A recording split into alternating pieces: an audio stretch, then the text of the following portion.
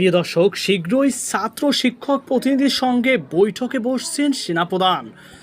খুব শীঘ্রই শিক্ষক এবং ছাত্র প্রতিনিধির সঙ্গে সরাসরি আলোচনায় বসবেন বলে জানিয়েছেন প্রধান জেনারেল ওয়াকার উজ্জামান। প্রিয় দর্শক, সোমবার আত্মবাহিনী জনসংযোগ পরিদপ্তরের আইএসপিআর এক প্রেস বিজ্ঞপ্তিতে এই তথ্য জানানো হয়েছে।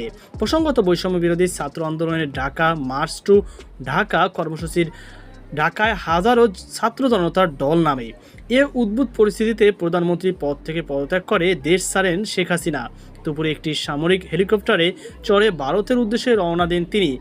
খবরে সারা দেশে আনন্দ উল্লাসে মাতেন সাধারণ জনতারা। এদিকে শেখ হাসিনার পদত্যাগ করায় অন্তর্বর্তীকালীন সরকার গঠন করে দেশ পরিচালনা করা হবে বলে জানিয়েছেন সেনাপ্রধান ওয়াকার উজ্জামান।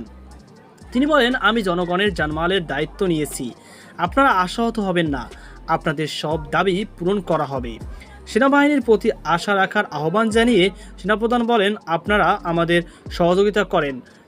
চলমান আন্দোলন কেন্দ্র করে যত হত্যাকাণ্ড হয়েছে প্রতিটি হত্যাকাণ্ডের বিচার হবে, প্রতিটি অন্যায়ের বিচার হবে। এদিকে প্রিয় দর্শক, আমরা যতটুকু শুনতে পারি, বিভিন্ন জায়গায় মন্দিরে ভাঙচুর চালাচ্ছে দুর্বৃত্তরা। কিছু কিছু মানুষ রয়েছে এই আন্দোলনকে কেন্দ্র করে নিজেদের ফায়দা লুটপাট করার জন্য, সেটা হোক আওয়ামী লীগ কিংবা বিএনপি কিংবা অন্য কোনো গোষ্ঠী। যাই হোক, এ সকল মানুষরা মন্দির এবং সংখ্যালঘুদের আক্রমণ করে নিজেদের স্বার্থ উন্মেষ করছে। এ বিষয়ে আসিফ নজরুল স্যার, যিনি সংখ্যালঘুদের আক্রমণ রুখতে বুক পেতে দিতে বলেছেন, অর্থাৎ যারা ছাত্র সমাজ রয়েছে তারা এই সংখ্যালঘুদের যদি আক্রমণ হয় সেটাকে প্রতিহত করার আহ্বান জানিয়েছে। তো প্রিয় দর্শক, আপনার কি মতামত অবশ্যই কমেন্ট বক্সে জানাবেন। সকল ভালো থাকুন, সুস্থ থাকুন, আল্লাহ হাফেজ।